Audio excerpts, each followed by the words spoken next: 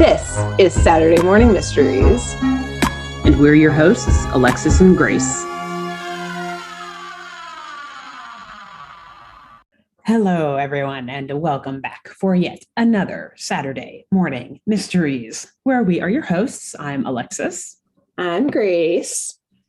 And we are still celebrating the wonderful month of December and all the joy and holiday cheer that comes with it. If you've been sticking around with us for the past couple of weeks, we have been doing reviewing or covering, talking about episodes of classic animated shows, but flipping it, reversing it, and making the episodes only winter-themed episodes. So far, we talked a little bit about Courage. We had the revival of an old anti-hero, essentially, in the first weekend of December. Last week, we talked about kind of a new show, but not really, Scooby-Doo and Scrappy-Doo, where they had to confront essentially the abominable snowman.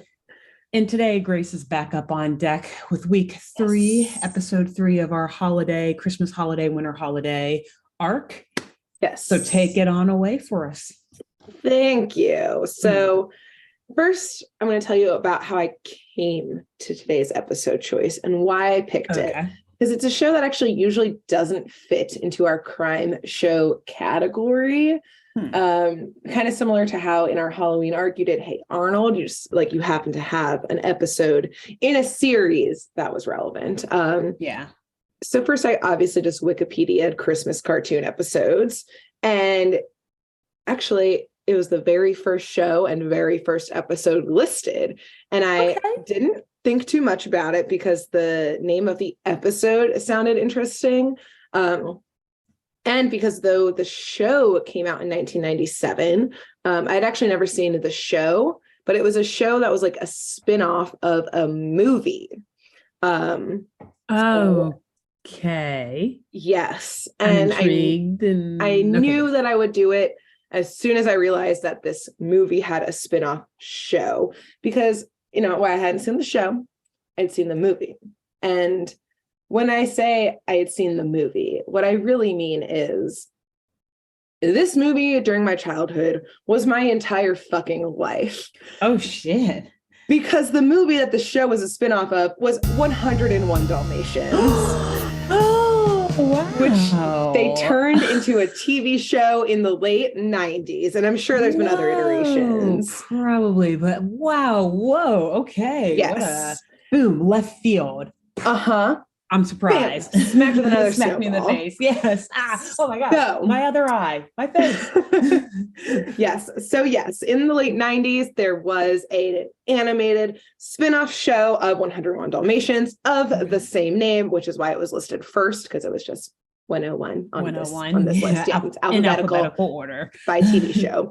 Yes. So yes, this TV show followed the adventures of these little cute, adorable Dalmatian pups and their families after the movie took place. And of course, that was enough to sell me because, like I said, that movie was my entire life. It built the personality that I still have to this day, and my love of dogs.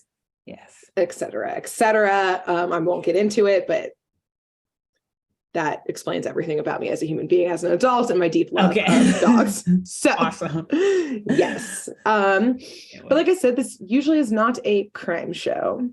And I say usually because this is a very special Christmas episode that not only had a singular focus on the villain of the 101 Dalmatians canon, Cruella de Vil, but this episode focused on Cruella de Vil in one of the best Christmas ways possible, as a spin-off of Charles Dickens' A Christmas Carol. Oh my God. Oh, yes. Oh, where is Pumpkin Patch Pat? Pumpkin Patch Pat. I have a thought on how Pumpkin Patch Pat appears in this episode. Okay. Oh my God, I can't wait to hear it. Okay. I'll have it. I'll make a note. Okay, try it. If you remember to weave it in, I hope so. Otherwise, we'll talk about it later. Okay, good. So yes, today's episode, I will say we won't be focusing on a individual specific crime, although crime will come into it. But we are indeed going to go into a deep dive into the ultimate villain, Cruella de Vil, doing a deep psychological look and breakdown at one of the worst criminals ever, or so I thought as a child, because she wanted to hurt puppies. So yeah. I mean, I think that still makes her one of the worst Disney villains literally ever. Agreed. It's like even anyway. Yeah. So before we begin, a couple of things. One, while I loved this episode, I do want to note that the world's greatest remake of A Christmas Carol is still to this day The Muppets Christmas Carol. But it's not like technically animated, so I couldn't cover it, but I needed to establish that as fact. Next, I realized there was a recent Cruella de Vil live action film with Emma Stone. Mm-hmm. I haven't seen it, and so I'm going to ignore whatever that added to the canon since this came out, because this episode came out first. I'm going to consider this her true story. I also, a couple more things here, have to admit something incredibly embarrassing that I guess I never typed out the name Cruella de Vil before, and only when I was typing it out for this episode, I did finally, after basically 30 years on this earth, realize that her last name is just Devil. De Vil. Nice. Devil, yeah. I know. I promise I'm smart, everyone. I just had to. Yeah, okay. You know, it feels like I need to be vulnerable with the audience and tell them that's fair. Yeah. It took me this long and this loving of this franchise for me to ever realize that. It's possible that other people are learning something today too. It's not. They don't know. It is. Everyone fucking knows. Okay. Thank you, though. Anyways, you don't just go around writing Cruella de Vil's name everywhere. Why would people just know these things? Come on. Everywhere. So, yes. Next, a fun voice actor side note of this episode is that, or I guess in this iteration of this like spin-off show, includes Susan Blakesley as Cruella. She's Wanda from the Fairly Odd Parents. I was like, I recognize that name. Yes. Yeah, okay. Cool. Jeff Bennett, who plays Roger, who's like the husband of like the main family, who is also Johnny Bravo. So, wow, they were voice actor note. Poaching all off of Cartoon Network and whatnot. Exactly. Well, I guess Nickelodeon, but yeah. And last, I know like the big like late 90s names got in on this show, so it's a great show. Yeah.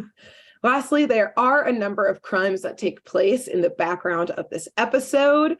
But like I said, we're here to mainly examine this criminal. And dare I say it, this episode was hilarious. And like on purpose, the writers gave just like a lot of one-liners that were clearly nods to like the adults having to watch the show. And I'll quote a couple in here because they were just very funny. Is this on Disney Plus now? Or did you watch it somewhere else? I think I watched this on YouTube. So, okay, cool. Just wondering where I would assume go to watch it. It probably is. Yeah, because it's maybe 101 Dalmatians Disney movie. So if you're listening, go there to watch it. Yes, on Disney Plus. Yes, and the place where it's legally available, watchable. Yes. This is your message from law-abiding citizens. Always. So this is season 1, episode 19 of 101 Dalmatians, entitled A Christmas Cruella. And we open on Christmas Eve.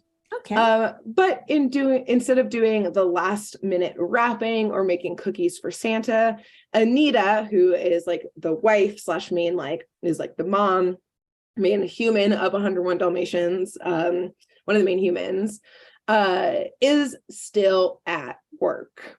And specifically, Anita is working at the House de Vil offices, which is a high-end fashion brand ran by, you guessed it, Cruella. And Anita is like a designer for her there, fashion designer.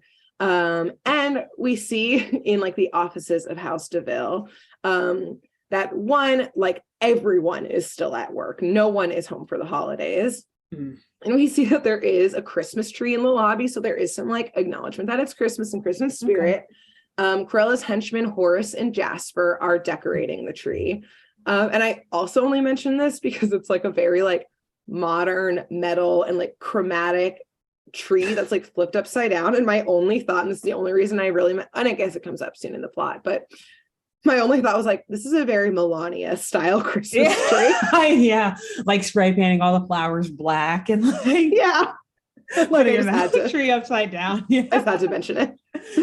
It's avant-garde. You don't understand it. Yes. So high fashion. In the first moment of hilarity, as we're painting through the offices, we see Cruella truly just prancing through the offices in like a Christmas tree dress. She is on cloud 9. Her dress can actually look like a Christmas tree, but the Christmas tree cannot. It's ironic. That's how it's avant-garde. It's ironic when she wears it. Yes. So, she is just so happy that all of her employees are still working. And she's like frolicking through the employees' dresses. And here are some of the banger quotes. That one, literally there's someone like on like a drum, like slave labor style. And Cruella is going, work, toil, slave, labor, produce. As she like frolics through the offices and like to the beat of the drum. Very terrifying. Well, this is also why our generation is so pro-union. I know. This 1997. We saw that shit. Like, we were like, oh hell no, we will never be allowed to be treated this way. And then she's like overlooking her like minions. She goes, oh, how I love Christmas. Such a joyous celebration of capitalism. So again, I feel like this episode was made for us, Grace. It was like made for this podcast. I was like, I knew must in 1997 as a child. Yeah, just stored in the vaults. And then another banger line of like, and like Horace or Jasper or someone else like makes some comment of like, no one is shopping still, like it's Christmas Eve. She goes, oh no, there's always 1 or 2 last minute shoppers to gouge. Oh, so Jesus. Yes. So on the nose. Yep. So on the nose evil and really telling us how it is on Christmas.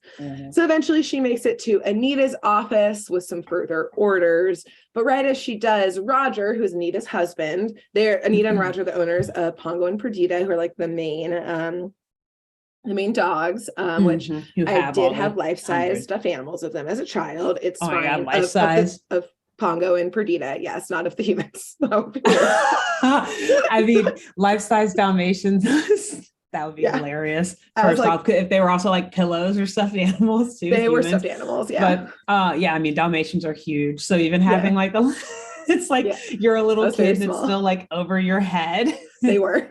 I loved them so much. Anyways, I really love this movie. So Roger comes in and he's holding one of their puppies, Lucky. He had been in the city because Lucky had to go to a vet appointment. And Anita is just so happy to see them, goes and embraces Roger and pets Lucky. And Roger explains that Lucky indeed hurt his paw real bad. Lucky's doing so-so. He probably needs to get some surgery, but like, it's okay. It wasn't as bad as they thought. They can take care of it. And like, because I was already in the city, I came to pick you up from work and let's go home to celebrate Christmas. Yeah. Cruella, though, is pissed off at the idea that Anita would go home for Christmas and says, next thing you know, you'll want to be not working tomorrow on Christmas Day. And Roger, God, ever the great husband, stands up for Anita and is like, this is the holidays. She is coming home to spend time with her family. And so Cruella, on the spot, which this might be the first crime, I don't know, labor laws, but, related to like workers' rights and compensations. There could be a lawsuit in the works here. Cruella says, fine, you can hang up your stocking and stuff it then, and fires Anita. Oh. On the spot. Damn. That's a little ambiguous, though. Was she really fired, or did she really, truly just want her to hang up a stocking and stuff it? She does say, like, you are being downsized. And he goes, what, you're firing me? And she's like, yeah, get out. So, okay. Damn. Yes. Yeah. Okay. They make it known. Clarified. So, yeah. So Roger and Anita and little puppy Lucky leave, and Cruella is just storming through the offices, livid that Anita wanted to go home. And she basically is worried that all the other employees are going to want to go home now too. on Christmas Eve, and she's shouting that, like, what? Do only Santa and elves work on Christmas Eve? So as she's storming out the office, she enters the main lobby, where again, Horace and Jasper were decorating the tree. In her rage and in their classic incompetency, she doesn't see all of the wires stretched across the lobby, hanging up the tree lights, and she trips over them, making this metal tree tumble down, and one of the branches smacks her in the back of the head. The Chekhov gun. Why explain to us that there's a metal tree if it will not come into use? Unless it's going to come back. Yes. Oh, and it did quickly. It wasn't even the third act. It came back. It came immediately. Yes. Yeah. So because everyone like hates her, no one helps her up. And they actually all, like, every employee takes the opportunity to go home while she's passed out on the floor. Good for them. Yeah. They were like, thank God, let's go. They're all very quietly walking around the tree so they don't wake her up. Like you see someone up above actually like help maybe nudge the tree over a little bit rather than like, did it work? Did it land on her? I'm free. Freedom. So yes, eventually she just shake awake from being knocked out. Again, seeing that everybody, including Horace and Jasper, have left, and she is obviously pissed. And she storms home, taking her anger out on everyone who gets in her path. You know, there's like one of those like Salvation Army, like Santa is like ringing the bell with like a collection box. Yeah. She takes money from the collection box. There's like the outfit. She's probably wearing an outfit that costs more money than like that Santa has even collected today. 1,000%. She also has changed into like a dress now. She's like, fuck Christmas. Yeah. And like a fur coat, like a green fur coat. There's like an unhoused person on her property that she yells to like, get the fuck off my property. And then she also says, he has like a plaid blanket and it's like cold. It's clearly like hot. It's snowing. And she goes, nobody wears plaid anymore. Which I'm going to briefly pause. We should talk about at the end. Is this what has happened to Pumpkin Patch Pat due to the traumas of his life? He's just tumbled into potentially being unhoused now. We'll come back to it at the end and speculate what happened. Okay. All right. I'll try to internalize. There's a group of carolers who she yells at, and then she like gets in her car and just like rage plows through some like snowman. Somebody say I thought you were gonna say the carolers. I was like, holy shit, Disney. That may come up later. We might say she's being a real Scrooge about Christmas now. Oh, now I see how it's based on that, on the Christmas Carol. Wow. So back at home, in this enormous, creepy Victorian-style mansion, she gets ready for bed. And as a side note, in this series, she has like a pet ferret. I don't know why. It probably comes up in this TV show, but it was weird to give her like a furry pet because she wants to skin all animals. Anyways, she gets ready for bed. And suddenly, Horace and Jasper appear in her bedroom, but they're like white and translucent and covered in like heavy chains. Because they are, indeed, as you guessed it, ghosts, which we obviously are confirming here that this is Christmas Carol territory. We have fully entered. I was waiting to see who the ghosts would end up being. I was like, who in her life would like be her compass? Okay, cool. So her stooges, her henchmen. Yes, with her stooges, Horace and Jasper, telling her that unless she changes her greedy ways, bad things are going to happen to her, and that there will be 3 more ghosts that visit her this evening to really drive that point home. Cruella like shakes her head, muttering that like, she must be hallucinating. She clearly must have like a concussion because that tree hit her in the head. This is some like paranormal phenomenon, hallucinating shit. She just tucks right into bed, just being like, okay, I need to sleep. I need to sleep off this concussion. That's what the doctors say, right? Yeah. Yes. So she is suddenly awoken, though, as her windows fly open and wind and snow swirls into the room, followed by a little glowing Christmas Dalmatian puppy who's wearing a Santa hat. So basically, it's going to be all the puppies who are the ghosts. That would be terrifying, actually. Like 100 different ghosts just keep puppies. Yeah. Yes, and this puppy announces that she is the ghost of Christmas past and will be taking Cruella on a journey through the defining moments that led her to where she is today. Cruella at first resists, but the puppy of past is obviously a supernatural ghost, so she sweeps her up and takes Cruella into the past. She's like, yeah, let's go. This is a real sassy puppy, and I loved it. Nice. So we start by entering a snowy street and zoom in onto the window of like this huge house in, I presume, New York or London or something, where there's a little baby, I don't know, like 16-month-old baby Cruella, and it's Christmas. She's got like a little jumper on. She's clearly a little toddler still. She's got like these big giant eyes. And modern day Cruella awes at herself, being like, oh, how cute was I? And puppy past goes, sure, in a dysfunctional sort of way. Damn. And she's right, because this baby with like these big yellow eyes is being handed a present from a Russian nanny who is reading baby Cruella a note that came with the present, which says, having a fabulous holiday and vacation, sincerely your parents, Mr. and Mrs. DeVille. So her parents are clearly not there. And baby Cruella, though, doesn't give a shit. She is shaking the present, being like, puppy, puppy, puppy. Shaking it. Do. Yeah. If there's a live animal in something, don't shake it. It will not be alive much longer. Yes. But not to worry for those of us who knew you shouldn't shake live animals. Because she opens it up, and instead of a puppy, it's like this little baby designer dress, which infuriates baby Cruella and rips the dress in half, throwing a tantrum. And modern Cruella is like, that was such a cute dress. Why was I so upset? I want clothes, not puppies. And for a moment, I will say, while watching this, I was like, wow, Cruella's parents like clearly were not there for her. She was raised by this nanny. So, okay, maybe some like unloved trauma, which maybe this will be the case that we build. But I want to ask the eternal like true crime question of nature versus nurture. And I ask this here because little Cruella is so little and young. And yes, is clearly kind of abandoned, not loved by her parents, is raised by this random ass nanny who just lives like, here's a letter and a present, whatever. And so maybe like nurture created evil Cruella. But as soon as she's left alone by the nanny who like brings her up into her room, a literal baby is still seething, and her eyes turn like a terrifying red, and we see her pick up the phone.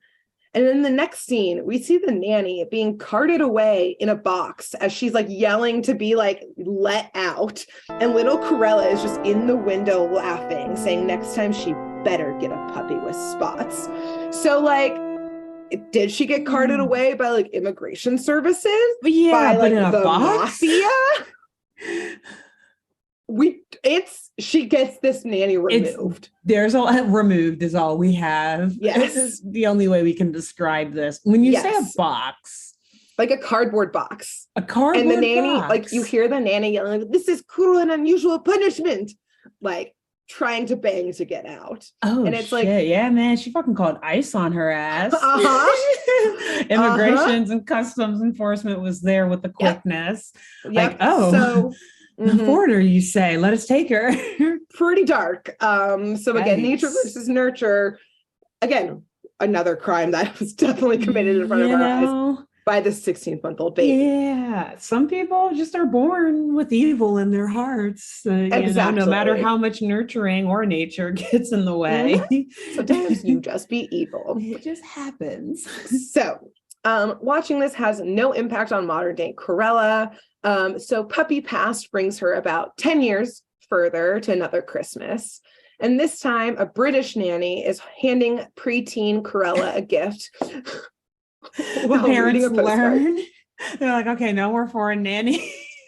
Nope. I guess we don't know. I guess they are British. I forget. I remember one of the movies was in London, I thought. So I just didn't know if it took place there or not. But I don't remember her having a British accent either. So yeah, it's vague. Do Brits even get deported from America, though? No, yeah. Probably not. Maybe I think she grew up in New York in the big city fashion. I don't know. She moved around. Anyway. Perhaps many different places.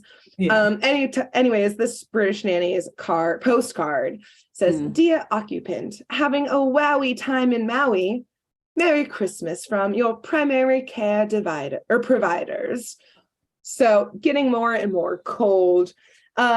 But this time Cruella again is ignoring the letter and viciously ripping open the present, once again begging for a puppy. But again, it's just a piece of clothing. And she rips it, throws it on the ground, and storms out of the house.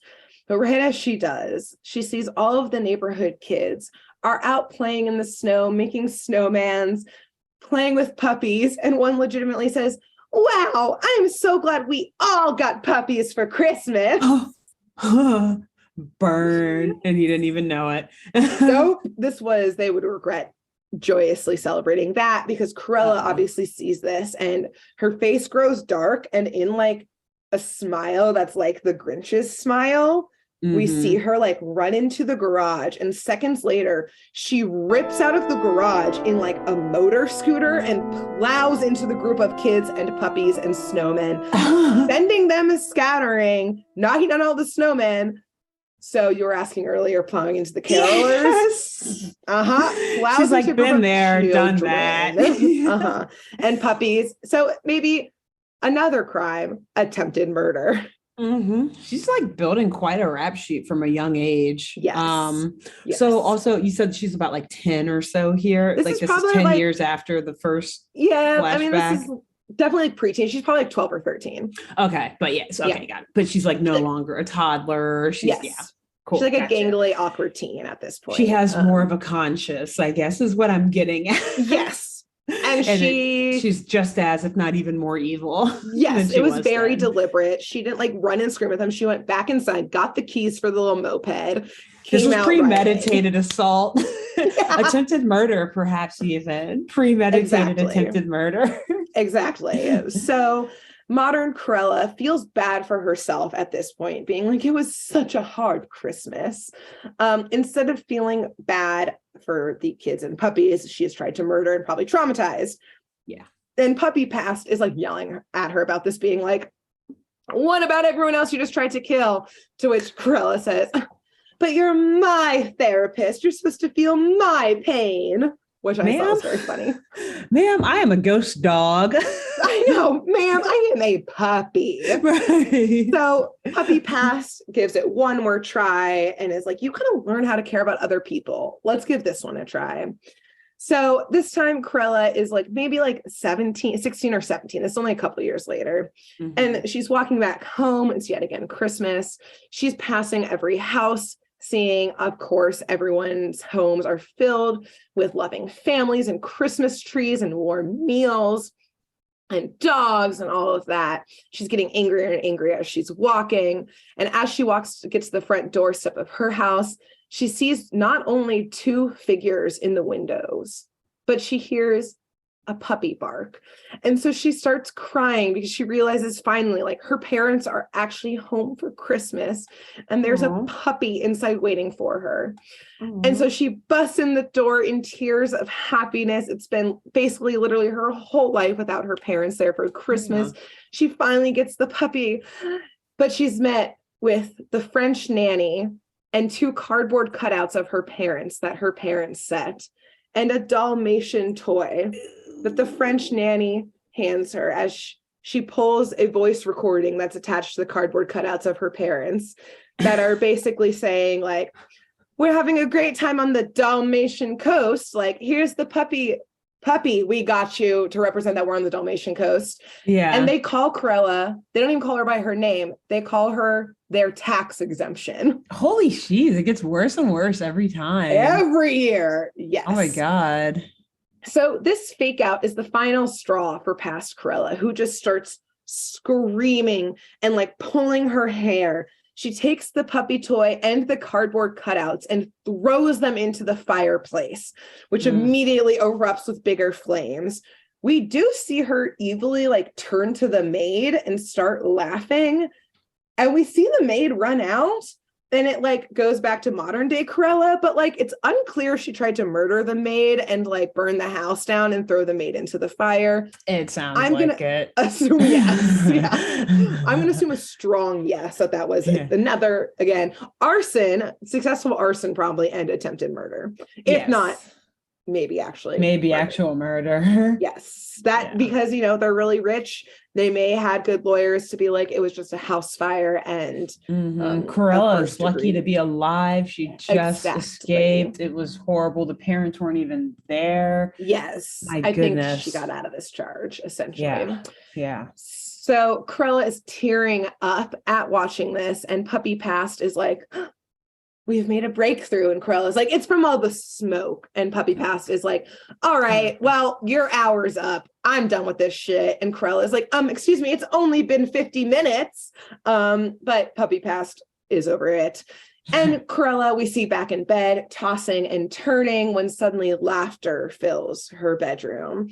And this enormous giant ghost puppy who is like real chonky. He's one of my favorites from the original, Rolly, because he's always hungry and he's always like, Mama, I just need more food, which is basically one of my dogs. So I love him. Anyways, I want to note, he's like eating while he's laughing in the room, and he straight up like is drawn in this like series as like basically a pig. It's so cute. He's just chonky. He's got like the flat nose and like very pointy ears. So he's like a little puppy piglet, and it's just I was gonna say today like a pig with a dog's face, but no, it sounds like straight up just a pig who then they painted with black and white spots, or like white with black spots. Yeah, we're really driving the point home here.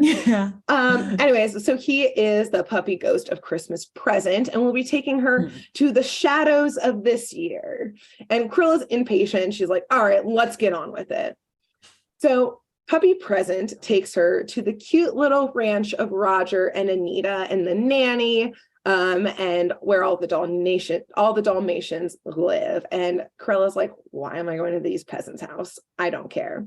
But Rolly makes her look in the window where they're all exchanging presents on Christmas Eve.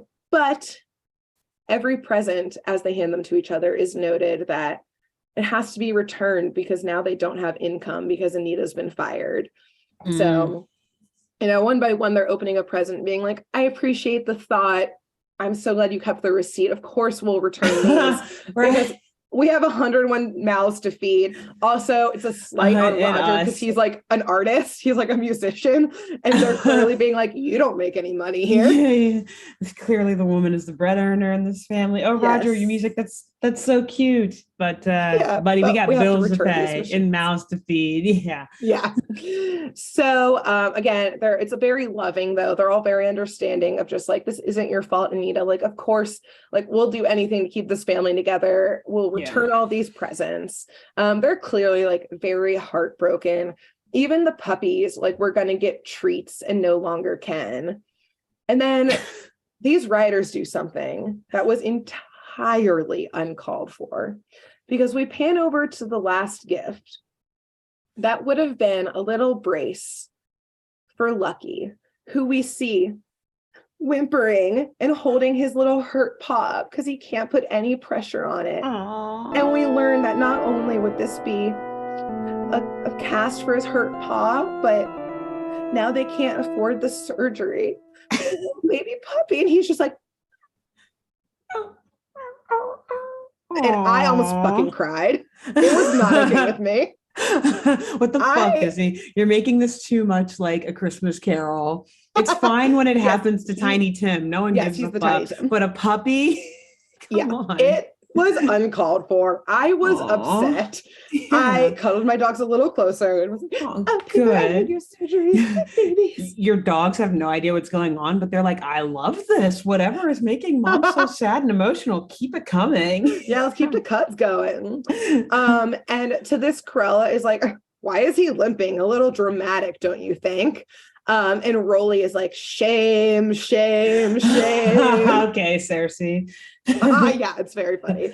But yeah, Cruella is like, okay, yeah, like this is over the top trying to get the point home. Like, this is tackily, like dramatic, to which Rolly glares and just says, it's Dickens to like explain why it's so dramatic. But then Cruella goes, oh, Dickens, my derriere, which is very inappropriate. Hello. Yeah, if you say that too quickly. Basically that's just being like, well, fuck me in the ass. Fuck me in the ass. That is inappropriate.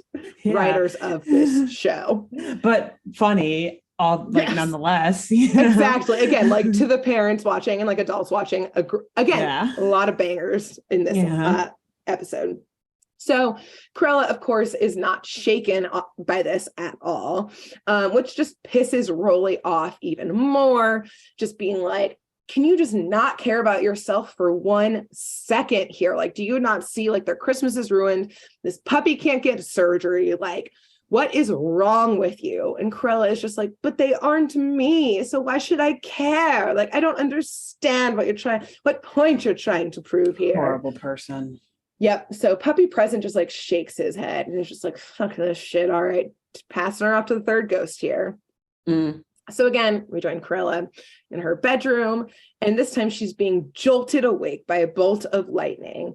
And the room all around her gets darker and darker as the curtains start blowing wildly and more lightning comes. And with the next bolt of lightning, we fully see the robed, hooded figure with like the scythe or whatever, the Grim Reaper. Oh shit, yeah. As like a quick side note, it's like one of the animals in like you can tell it's a dog. Yeah. Okay. It's like in a costume, but they only like show it revealed for a second. And the rest of the time it's like, it doesn't speak and it's fully like wearing like the full Grim Reaper outfit, being very scary. So is it like standing on 2 legs when it takes the hood up, or is it still like you can tell it's a dog just walking around? Like, okay. So great question. Wasn't going to get into it. This is some side character in the show who's a chicken who also has spots. They live on a ranch. I think it's just like one of the puppy's friends. Gotcha. So it walks on 2 legs because it's chicken, but also it's a ghost, so it's like human size. They can change sizes. Yes. So it looks like a human the whole time. Cool. With the hood up. Very scary. Awesome. Yes. So he takes her to the window. He's obviously the ghost of Christmas future. And they see, or it's the ghost of Christmas yet to come. We see a scene on Christmas Day in which there's an auction going on of all of Cruella's fine things, but they're all going for like pocket change. And we realize this is an estate sale. And Cruella's like, I don't understand. Like, why is there an estate sale of all my beautiful things happening? Like, what's going on? As if like she doesn't understand estate sales are for when people die and there's no one there to take care of all your shit. Yes. So the Grim Reaper's like, fine, okay. And he like wraps her in a shadow with his cloak and they reappear in a cemetery. But not just any cemetery. They reappear in a pet cemetery where the Grim Reaper shows her a snow-covered grave with her name on it, which is apparently the ultimate insult to Cruella, that she would be buried next to the decaying bodies and corpses of animals. I mean, that's sick burn. Yeah, it really is. Of just like, humans didn't want you here. We're going to go bury you next to your worst enemy, the thing that you always tried to destroy. This was the only plot that was available in the city, and you didn't have anyone looking over your estate to plan otherwise. So they just like dump her and they don't even put her in a coffin. Just like, nah. Yeah. Someone has to pay for the coffin. Nope. No one didn't was settle her affairs. Write a will, you guys. Sorry about it. A lot about wills. I know. Also, the fact that all of our episodes so far for the holidays have had to do with like dogs as the main characters. Just as, like I thought that during the last episode, I was like, classic. You know, it's Christmas. They make everyone happy. It's that time of season. Yeah, who doesn't love a good heroic dog for the holidays?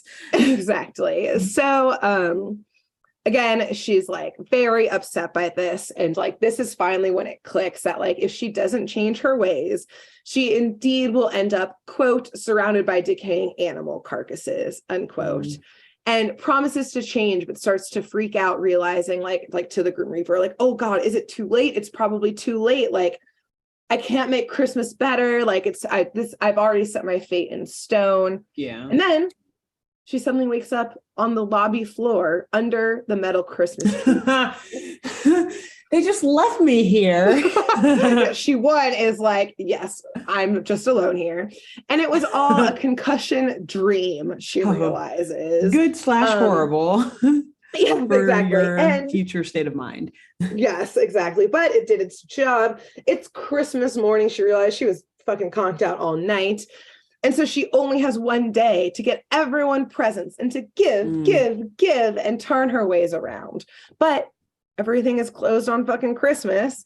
So she has to make do with what she has in the office. And she goes on what I would only call a deranged giving rampage, in which she's probably concussed and like I don't think really has like changed her ways fully. And so she again has to make do with what she has. So what does she have? An office.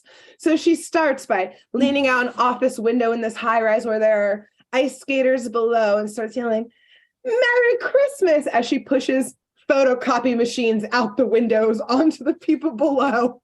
That's attempted murder. People start screaming and scattering. It's like breaking the ice. And then she runs out and there's like the charity Santa who like cowers and she gives him a shitload of money, but then pauses and goes, "This is tax deductible, right?" And of course it is. So again, that's why I'm like, I don't think she's really changed her ways.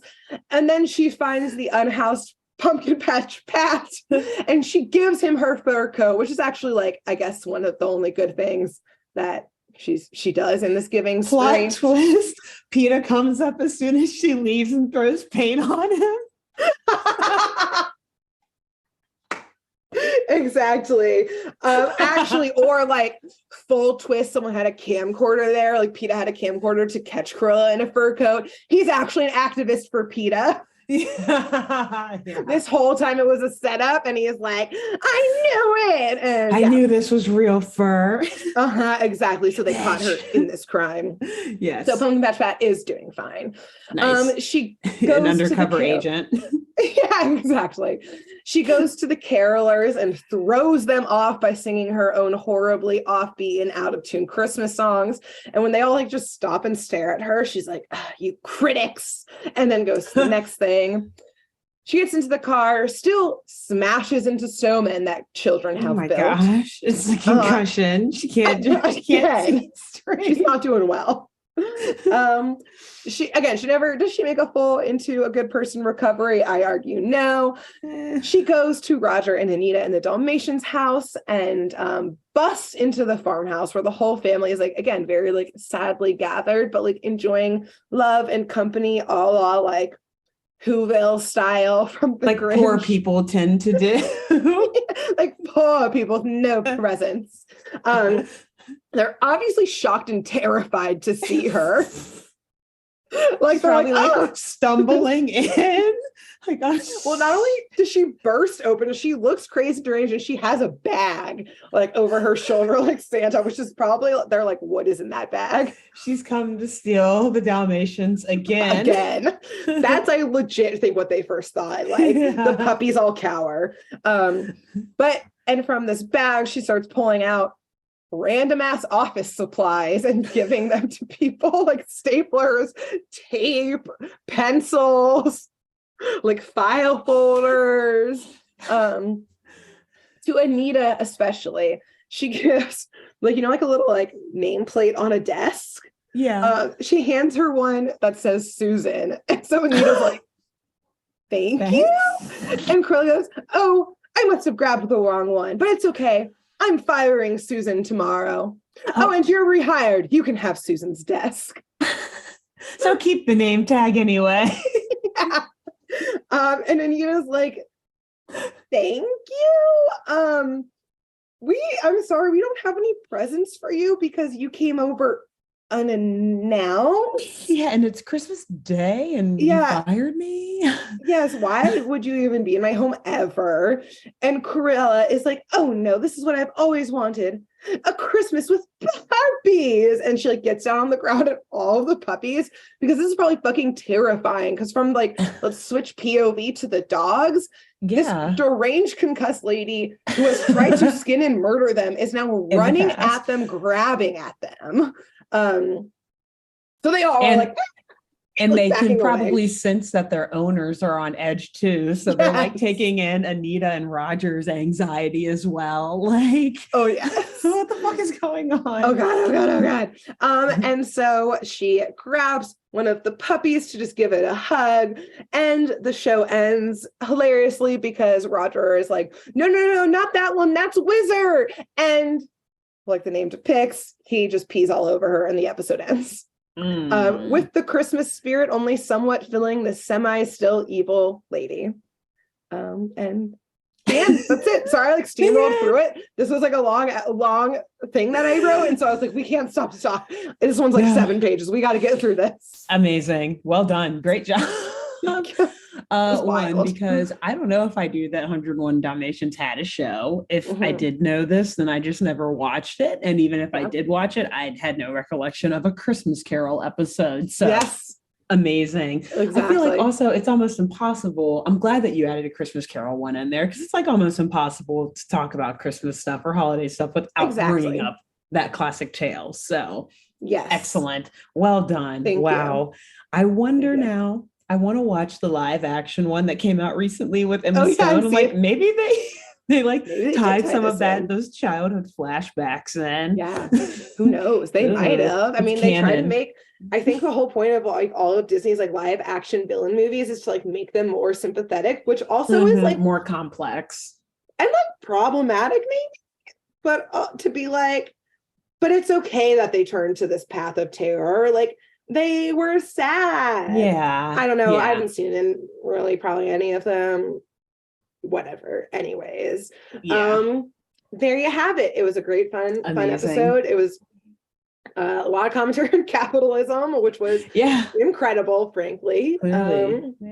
Disney. And with that, between now and next week, which I think might be a Christmas Eve airing episode. It will be. Yes. And we'll have a special Christmas Eve themed episode as well. Who should our viewers and friends and family and listeners tell about this podcast? All the folks. This week, I think you should go to, is it called a furrier? Is that what they're called? Farriers are for horses, but do furriers, are they the ones who actually like make fur stuff? I don't like know. Clothes. I should have looked it up in anticipation of you asking me this, but just find your local like tailor who also makes like luxurious fur coats and things, and go tell them. Be like, hey, I have nowhere near enough money to buy anything in this little boutique here. But a podcast that I listened to talked about Cruella de Vil, who you're kind of like, and then run the fuck out of there. Yeah. And then boom, run. Done.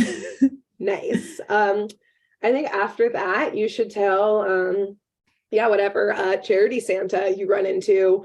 It's cold. They're out there for long hours. They're doing the shitty job of having to ask people for donations, especially in this day and age where no one carries cash. They could use a little happiness in their life. So tell them they can listen to have a little wireless headphone in while they ask for cash monies, and tell them to listen to the pod. Yeah. And as Cruella taught us, it is indeed tax deductible. Hey, actually, I don't know that.